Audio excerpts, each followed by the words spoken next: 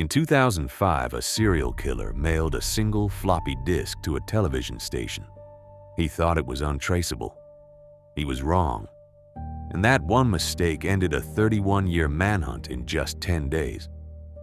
But to understand how a floppy disk brought down a monster who had escaped the police and FBI for 3 decades, you have to go back to where it began. This is the story of Dennis Rader, a husband, a father, and for 17 years, the man who called himself BTK.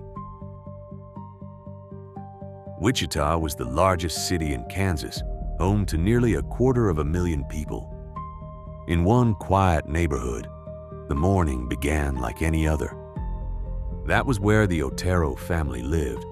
They had moved into the house only months earlier. Rader had been watching the Otero house for weeks. He studied their routines, their schedule. That morning, after the older children left for school, he entered through the back door. By that afternoon, 4 members of the family were dead: the husband, his wife, and 2 kids. When it was over, Rader did not run. He did not panic. He went home to his own family and carried on as if it were an ordinary day. The 3 older children came home from school and found them.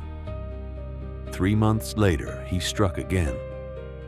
Catherine Bright was 21 years old, but this time, her brother Kevin was home. Kevin fought back. He was shot twice but survived, giving police their first description of the attacker: a white male, late 20s, average build. It was accurate, but it could have described thousands of men in the city. A while later, police announced they had arrested 3 men for the Otero murders. Rader read the story and became furious. Someone else was taking credit for his crime. He wanted to correct the record. The Otero tip line received a call.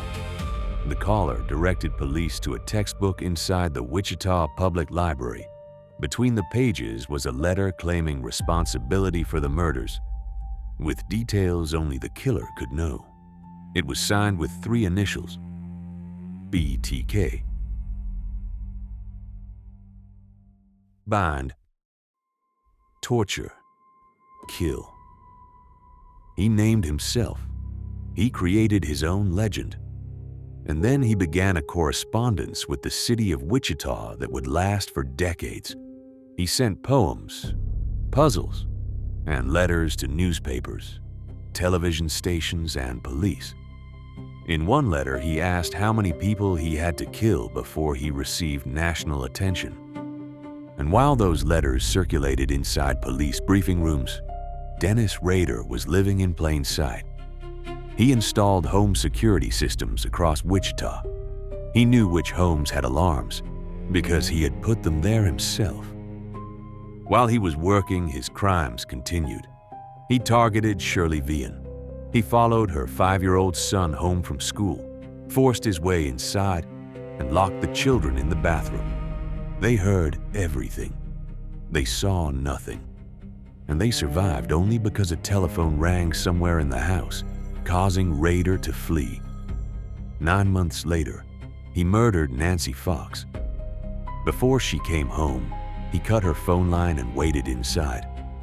Then, the next morning, from a payphone across town, he called the police himself to report the murder. For the first time, investigators had a piece of him, not his face, his voice, on tape. By the end of 1977, Dennis Rader had murdered 7 people. Then, nothing.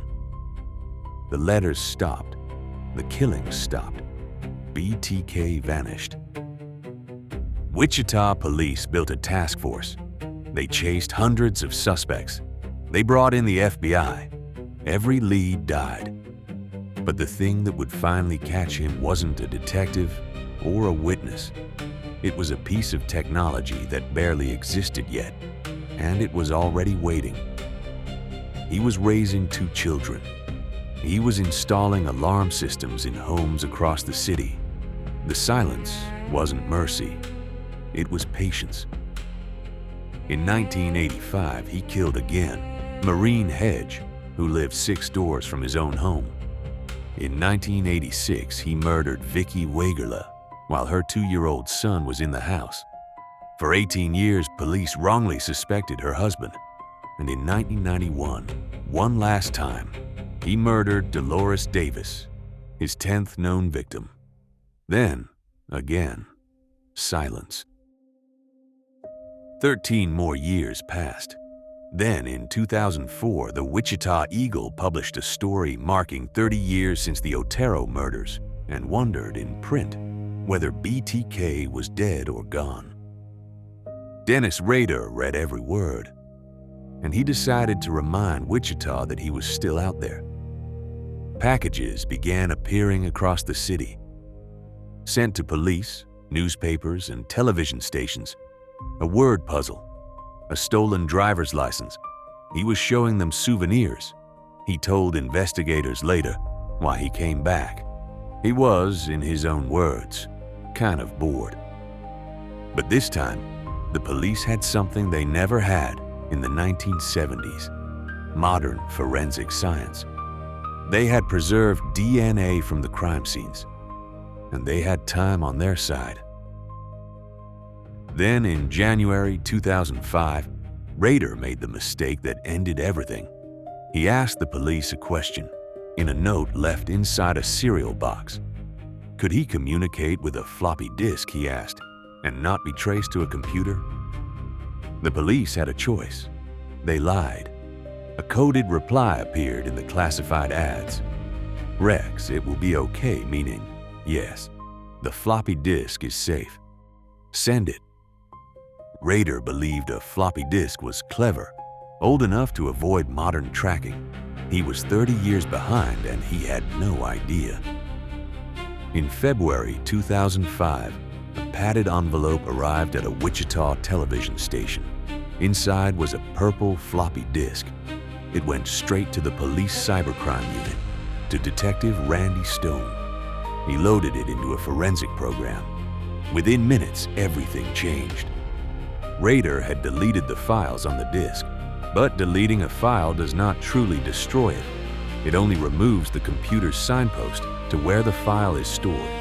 Unless the data is overwritten, it can still be recovered. And on this disk, it was all still there.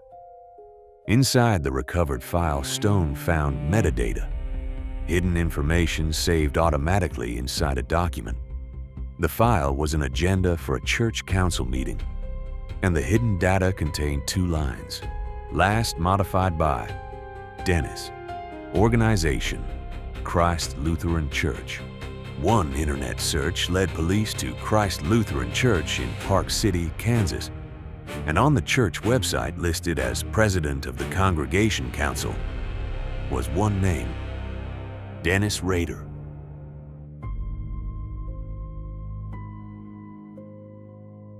A parking lot camera had already captured his black Jeep Cherokee. His daughter's medical records gave police a familial DNA match. From the floppy disk arriving at that station to a pair of handcuffs, it took 10 days. 31 years of hunting ended in 10 days. Dennis Rader was driving home for lunch when police boxed him in. No sirens, no chase, no struggle. The man who had terrorized Wichita for 3 decades simply pulled over. In the interrogation room, he confessed to everything, calmly, methodically, without emotion. He called his victims his projects. He had numbered them. But there was one moment when the mask slipped. When detectives told him how they found him, the floppy disk, the metadata, the church website, Rader did not break down. He did not apologize. He looked at Lieutenant Ken Landwehr and asked, "How come you lied to me?" After 10 murders and 31 years, what wounded him was not guilt. It was being deceived. Later, from prison, he summed up his downfall in 4 words: "The floppy did me in." Dennis Rader pleaded guilty to all 10 murders. He received 10 consecutive life sentences, a minimum of 175 years. But the story may not be finished. Since 2023, investigators in Oklahoma have been examining whether BTK's known victim count truly stops at 10. The case remains open. Today, Dennis Rader is 81 years old. He can no longer walk. He spends 23 hours a day alone in a cell barely wider than his outstretched arms. The man who killed for attention now sits in silence, where no one is watching at all.